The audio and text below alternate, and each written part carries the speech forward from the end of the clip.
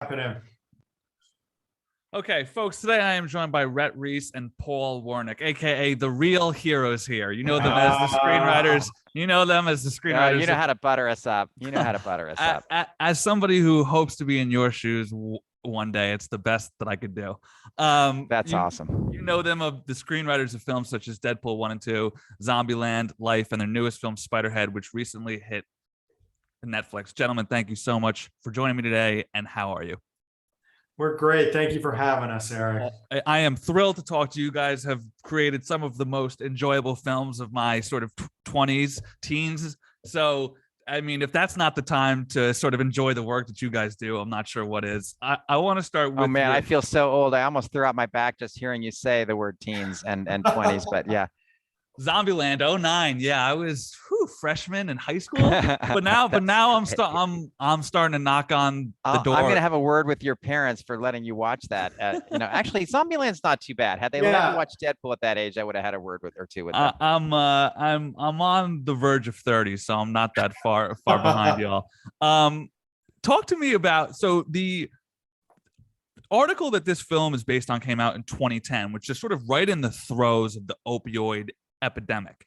How does the fact that 12 years have passed since that change the story? Was that thinking incorporated into your writing at all? It's a great question. No one's asked us that. I mean, I would say the tragedy is that it's no less relevant now than it was then. You would like to think that maybe we would have solved some of those issues by now. Instead, I think they've gotten even worse.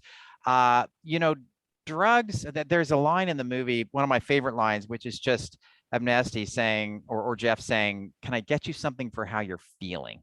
And I think one of the things this movie is about is just the fact that society is constantly, putting in front of our faces and under our noses things for how we're feeling, right? And whether it's a soda, or whether it's a drug, or whether it's a television show, or whatever, we are constantly bombarded with essentially escapist things, things that will allow us to escape however bad we're feeling that day. And unfortunately, drugs is one of those things. And so we wanted to write a movie about that, and about private prisons, which is was also a topical issue at the time and remains so. And again, I think the tragedy is what you say, that a decade can pass and we're still wrestling with a lot of the same things. I would say the difference, though, is now sort of the veil has been pulled, right? Like, I feel like society 10, 12 years ago, I don't think we were aware of how screwed we were being. But now the general culture and shows like Dope Sick and films like this. And look, George Saunders would have been on the front edge of this, it's like, and that's to his great credit that he was asking some of these questions, 11 years ago.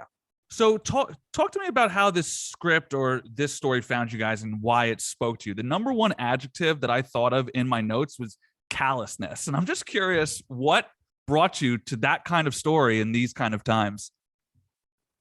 Well, again, it appeared in the New Yorker about 10 years ago. They developed a film and TV department to exploit their material, and the short story ended up on our desk by an executive over at Condé Nast named Jeremy Steckler.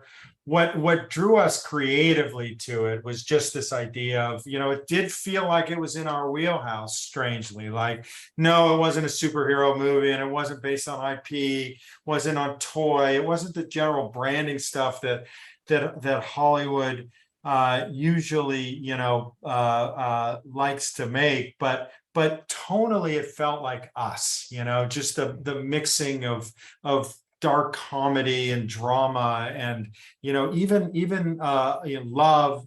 There's a love story in there, the heart. It felt like a mash of tones that we really like to do. It was left of center. It felt topical even 10 years ago when we dove in. It felt topical, as you mentioned, with pharmacology, and it was sci-fi, but it wasn't distant, far sci-fi. It felt like it could happen today or tomorrow. It just kind of hit all those buttons and got us, our minds turning. And we said, we're doing it. We love it. We're going to write it on spec, which means they didn't pay us to write it. We wrote it for free. with the intent to direct it. Again, the movie took 10 years. Our life got very different, over the course of those 10 years, with Deadpool taking off, and our time was limited, and Joe Kosinski came aboard, and it sold to Netflix, and Chris, got his hands on the script, Chris Hemsworth, and we were off to the races, if there's such a thing as a movie that takes 10 years to make. So, your point about tone mashup is epitomized in that first scene where you're able to draw out both humor and dread from the same laugh. It's the same guy laughing in the same tenor and tone, but the feelings that I felt watching that scene swung wildly. So that I could totally see why that's very kind. Yeah, we appreciate that a lot. So you brought up Chris. Did you intentionally seek him out or someone like him for the role of Steve? Was it a matter of trying to cast against type, or simply find the most gorgeous man on earth? Yes and yes. I mean, it's interesting, what we've found, in Hollywood is a lot of times these big movie stars, they get offered the same roles, right? They're big, charismatic movie stars, and they play charismatic movie stars, and they're we found this, kind of almost on, actor by actor, is that they a lot of them want to play against type, like they want to do something different, and Chris has proven, how brilliant he is, by running with this role, and really, showing a different side, a side that I don't think, the audience has ever seen before. And so we didn't write it with Chris in mind. When his name came up, we said, absolutely, that would be amazing. And again, I think he tapped into the material and the prospect of playing against, what the world is used to seeing him as, and he signed on almost instantaneously after that. When you guys landed your 2 stars, was there ever a thought of who's going to play which part? Did you ever sort of no? No, not in this case. I mean, we certainly over the years we're thinking about different combos of people, and but look, Miles plays a little younger than Chris. I mean, he's probably not that much younger, actually, probably not even younger. I mean, I'm not sure, but I think it's about like 5 years or so. Yeah, he plays a little younger, and I think that was important. We always felt like Steve Abnesti was channeling Steve Jobs a little bit. We even put that in the script, like young Steve Jobs, or 40-ish, and so he needed to have a ton of sort of charisma and intelligence, and Chris was a great fit for that. So no, we never thought of swapping those two, and I can't remember which one of them committed first, actually, but I do think they're a terrific pairing. Miles brings a great everyman quality and a sort of the kind of smarts that you underestimate because of his background, in this case in the movie. It's a great pairing. They had cool chemistry. Yeah, for sure. And so we touched on it a bit, and I always love when my interview subjects bring up something that I want to ask about. You guys brought up tone and the ability to flip-flop, which is something that I really enjoy that you guys do. But what I'm curious about is, I feel like a lot of tone comes with either the shot in frame or the score being used. How are you able to visualize tone flips on the page? It's a good question. I mean, I think Zombieland taught us, there was a moment in Zombieland that really stuck out to both of us, where Tallahassee tells this story about his dead dog, which then in turn turns out to be his dead child. And it was the heaviest emotional moment of the movie. It was really weighted. And on the heels of him telling it, we stuck a joke in there where he picks up some real money. He's playing Monopoly with real money, and he dabs his eyes and he says, "I haven't cried that hard since Titanic." And we always wondered to ourselves, like, would that play? Could you take a tone and shift it that dramatically within a scene? And the first time it went up in front of an audience, it went from, they were clearly sort of silently shell-shocked to learn that it was his child. And then he made that joke and they burst into laughter. And we just, this light bulb went off for us. And we just thought, oh my gosh, it's so easy to shift tones in a heartbeat if you do it right. And so we've and if you have felt, a guy that good to read the line. Yes, exactly. I mean, like Woody killed it. But I almost think we're not even, scene by scene thinking about shifts in tone. It's almost moment by moment we're thinking about shifts in tone. And as you point out, there are other things that contribute to that. The look of a piece, the music in this case was great. This ironic yacht rock, which, I mean, my joke we'll get about to that yacht, next. Yeah, I mean, okay, well, I'll save my joke about yacht rock, but we pride ourselves in an ability to shift tone from heart to sadness to drama to comedy to thrills as quickly as we can. So if it works, great, and sometimes it doesn't work, but you do your best.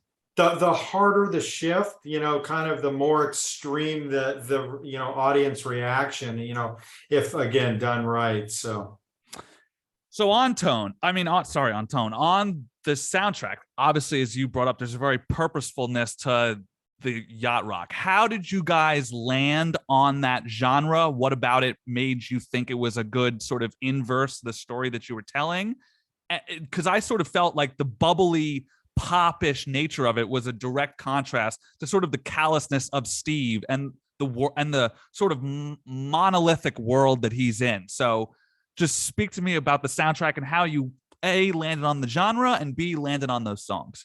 Yeah, I mean, it was very intentional. It was the idea that there was these horrible things going on in this, prison, this penitentiary, and yet, there's this joyful, almost, tropical, yeah. Feel to the music, and not only is it the soundtrack, but it's not only is the audience hearing it, but the inmates are hearing it, right? This is Abnesti's choice. This is what he's funneling to everybody every morning and afternoon. So again, we just thought, the unironic, decision of Abnesti to listen to these poppy, yacht rock, almost there's a cheesiness to them, but they're wonderful. I mean, like, I love them. Well, now I'll hit you with my joke, which is, if I showed up in heaven, if I were so lucky to get into heaven, I would not be shocked if yacht rock were my playlist. But if I showed up to hell, I would also not be shocked if yacht rock was my playlist. Like it's right on the edge there, and that's what we love about it. I mean, I feel like you sort of applied that joke to this film. That's a little bit sort of the whole thing. They're both in love with the poppy music and kind of tormented by it at the same time. Right. It both papers over the cracks, but also is itself something that is you have to kind of suffer through on a daily basis. So guys, I now want to move on to the most important work of your career so far, and that's 2017's Life. Thank you. Have you ever gotten that before? Oh, people, it does inspire some real aficionados. There are people who love that movie, and they'll usually, kind of pull you aside and say, I know you're going to expect I'm going to say Deadpool, but that kind of thing. I really loved Life. Let me tell you. So I just love space films in general, whether it be adventure or romance or horror. And I've watched the film tons in my life, and I just rewatched it last night. And the brutality of every single death never wears off. Oh, ever. It's brutal. Ever. So Wow. what I want to start is, I mean, the star power here is incredible, right? So, and I kind of asked you this about your new film. Was there ever a role where Jake and Ryan switch parts? I think that answer might be yes. Yeah, I mean, I don't think they switched parts, but Ryan was going to play Jake's part originally, and then schedule narrowed it down to where he had to be the guy who died off, and so then we ended up getting Jake. But so it wasn't a part swap as much as it was we really did think Ryan was going to be the lead of the movie, and then it switched. I also think I'm just so thrilled to nerd out about this film. Ryan does some incredible dramatic work in this movie. Amazing. Ryan's fucking brilliant. I was stunned by rewatching the little moment where he takes off the earpiece is such it's It's brutal knowing that thing's inside of him and knowing that he knows he's fucked. It's just, man, it's hard. I've got chills thinking about it. I really believe that Ryan Reynolds and Chris Hemsworth, to name two, these super handsome, kind of muscled guys, they're underestimated by the town. Like those guys can act the crap out of stuff. Like Ryan's a phenomenal actor. Chris showed us in Spiderhead that he can act the way no one ever thought he could, in ways he ever could. They are intensely talented, those two men. So you kind of touched on it. The convenience of killing Ryan off so early was because of his scheduling, but was that first to second act twist always in the script from jump street? Yes. And did you seek out an A-lister for the shock value? Oh, hell yeah. We always wanted someone who would feel like they were going to be the star of the movie. So yes. I love that movie. The ending is one of the most dread-filled moments I could ever remember in film. It's so dark. That ending is so dark. And how the studio allowed us to end it so darkly, I have no idea. Was there ever a cut where the ships go where they're supposed to be, where the two pods go? No. Wow, they really let you guys rip, huh? Yeah, Daniel Espinosa committed to it. The studio committed to it. Maybe to our detriment, I'm not sure, because we're not going to get a sequel to that movie. Like they didn't do quite the box office it should. But let it live the way it does. Oh my gosh. We enjoyed it a lot. We just thought, when David Ellison pitched us the idea, he said Alien was my favorite movie. And he said, this is the head of Skydance. And he said, I really want to do something on the International Space Station in weightlessness. I really want to get gravity and the lack of gravity in a story like that. And so we went all in, and it will always live in the shadow of Alien, as any horror science fiction will. Of course. So I don't think you can do the haunted house in space and not have, live in the shadow of Alien. But we did our darndest to make the characters be smart and make the monster be even smarter, and use that unique weightlessness to our advantage. Yeah. I found Calvin to be, I've seen a million evil space monsters in my life, and the threateningness of Calvin, who's effectively like a jellyfish stingray type thing. Right. Yeah. Incredible. So yeah, I really just mean that. Life. Thank you so much, Eric. That means a lot. We don't get a chance to talk about it too often. Oh man, if I ever get you guys again, we could spend the whole time on it. Speaking of Daniel Espinosa, I would be remiss if I didn't ask you guys, what did you think of the Morbius memedom? And is it possible that a Morbius joke works its way into the Deadpool 3 script? I know we haven't seen Morbius. Yeah, I'm embarrassed to say we haven't. But have you seen the meme culture around it? No, I haven't even seen that. That's shocking to say. We've been so busy, Eric, and I've got little kids, and Paul's got teenage kids. It's like we're just underwater half the time. So no, the memedom was to such an extent that Sony decided to re-release the film in theaters after they had already pulled it. It only made like $83,000. That sometimes can be but because they were convinced by how popular of a meme it had become. So when you guys sit down to pen Deadpool 3, if you work in a Morbius joke, now it's on our radar. Now it's on our radar. So, all right. So now is the time that, as an interviewer, I feel guilty doing, but it's part of my job. I've got to ask. We know it's coming. It's okay. What's to come next? But I'm going to start with Ghosted. Okay. Is that fair? Ghosted has been production is wrapped on Ghosted. It's in the edit bay. It doesn't yet have a release date on Apple, but it's Chris. Evans. Too many Chris's. We work with so many Chris's now that we're really revealing our age over and over again here. Don't know the Morbius memes, can't remember people's names. So let me ask on that film. The romance adventure genre, I think, is one of the most underutilized. We've seen it sort of bubble back up in recent years to middling success with the likes of The Lost City and Jungle Cruise. Are there any films in your mind's eye that you're particularly channeling when you wrote this script? I'd say Romancing the Stone, maybe Raiders of the Lost Ark, even though ours is more romantic comedy than Raiders would be. What else? Maybe like a Mr. and Mrs. True Smith. Lies, maybe. Yeah, I don't. Wow, awesome. It's interesting. The fact that we can't come up with too many is maybe indicative of the fact that either there need to be more or not. We'll find out. But we loved that African Queenie kind of great backdrop adventure with Fish a out lot of of water. fun, fish out of water, and two people who are in over their heads in this crazy situation. We love that, and this was our chance to lean into the romantic comedy. Like we've had a lot of movies where romantic comedy is our B plot, right? It's like Deadpool, it's got a romance. Zombieland has a romance. Spiderhead has a romance. It's like less romantic comedy in that case, but we just wanted to lean a little romance forward and still have the craziness. This movie is crazy. It has all kinds of huge action set pieces. One of which, the likes of which no one's ever seen before. Trust me, it's awesome. So so we're excited. What about the combination of Chris Evans and Ana de Armas excites you most, except, shall I say, the obvious? They look great. They do look great, those two. Look, I mean, I think she's another person who's, maybe underestimated because of her looks, as is he. I think, again, these top movie stars, sometimes you underestimate the fact that they can do a lot of different things. And I think we're going to see it in their chemistry. And again, the chemistry between those two, I think it's just going to be amazing. Awesome. So it's time, and I'm going to do my best to not try to gotcha and ask in a somewhat respectful way. Are there any particular characters that you're MCU characters that you're looking forward to making fun of, or any MCU aspects in general? Yes. Oh, it's terrible.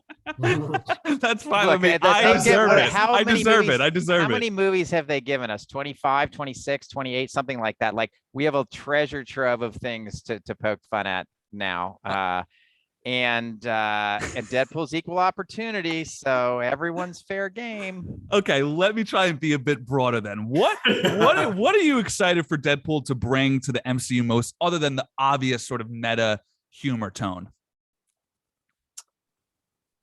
I mean, look, I think it presents a wonderful opportunity for fish out of water, right? I mean, Deadpool is a lunatic at the center of a movie. Usually the lunatics are the supporting characters and the protagonist is reasonably sane, and our movie's flipped. So to drop a lunatic into a very sane world, like it's just like straight butter, man. Gotcha. It's gonna be really fun. Gotcha. All right, next here is given the amount of Wolverine jokes in your films, I have to ask, any ideas or any suggestions of who should take over the role in the MCU? Because I'm already looking forward to Deadpool doing some sort of, wait, you're not Hugh joke. Suggestions. It's got to be someone shorter this time. I see, maybe a Zach Galifianakis or a Patton Oswalt, someone like that. No, you guys are veterans. You guys are too good at this. I don't know. Look, we don't have any inside information on that. Even if we did, we couldn't share it, but we don't. Just from a team of guys who clearly revere the character. I would honestly go more of an undiscovered person, because Hugh Jackman was reasonably undiscovered the first time, and I think there was initial bucking at, oh, he's too tall, or he doesn't look right, or what is this Australian thing? And I think that if they're playing their cards right, they probably should make it someone we've never seen. Don't worry, they'll play their cards right. Oh yeah, he knows what he's doing over there. Yeah, trust me. He doesn't need any of our opinions. Last one on Deadpool, and then I will spare you guys, as I can see you squirming. Because I'm really everything we say, Eric, becomes a headline. I know. Deadpool writers say no comment about Deadpool. I know. Well, that's why I try to ask not so much who's the villain going to be, and more so just like about the character and how he fits into this world. So to that point, as spoiler-less as possible, are there any characters in the MCU that you've earmarked, like, oh, Deadpool will get along great with him, or those two will get along terribly? Yes. I mean, look, I do think we do obviously sit in our head, imagine Deadpool having a conversation with character X, character Y, character Z, because right there you just go, is that funny or isn't it? And the answer is very often, yes. Is he going to tell Peter Parker to go fuck himself? No, I'm just kidding. All right, guys, let me swing back over to Spiderhead now that I've put you through that Deadpool torture. Maybe I missed it. What was up with the shit finger subplot? Did that resolve itself? Because you find out who it was, but was it just something that you guys found funny? What was going on there? It was not really supposed to be a character arc. It was supposed to just be a one scene joke. And then someone had the idea, well, why don't we just find out who it is at the end? Like Yeah, it came from what's that?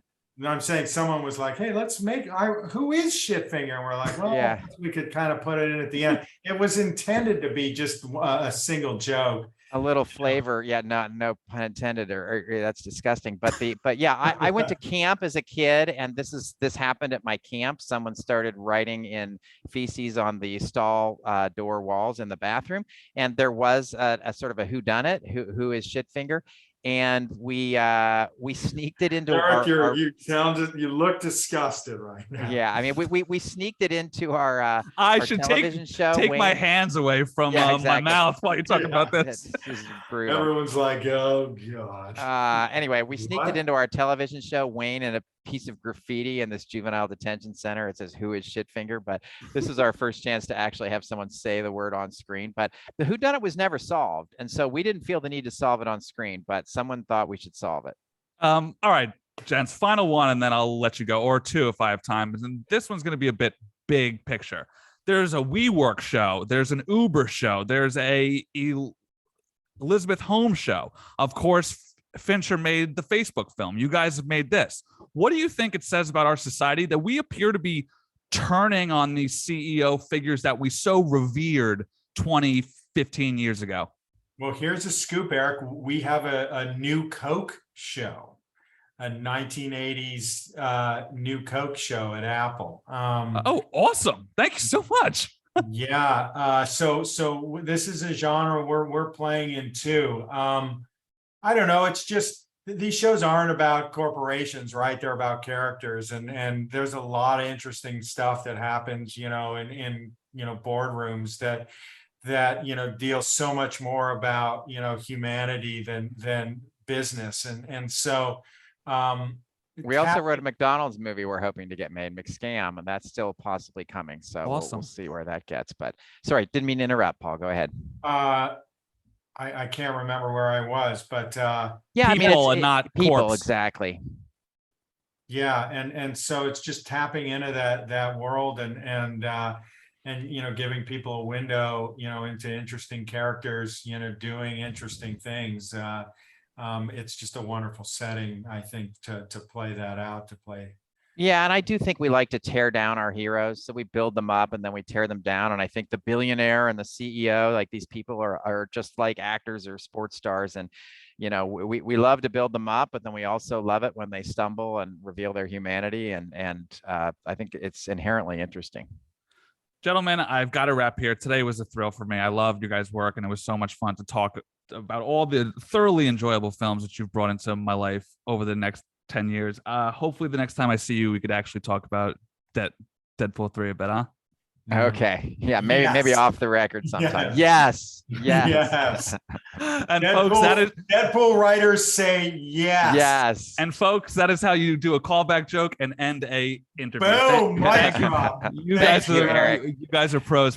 Thank you very much. We gentlemen. really Take appreciate it, care. Eric. Thank you Appreciate for it. your Take care. thoughtful Bye-bye. questions. All right. Bye-bye. Bye-bye.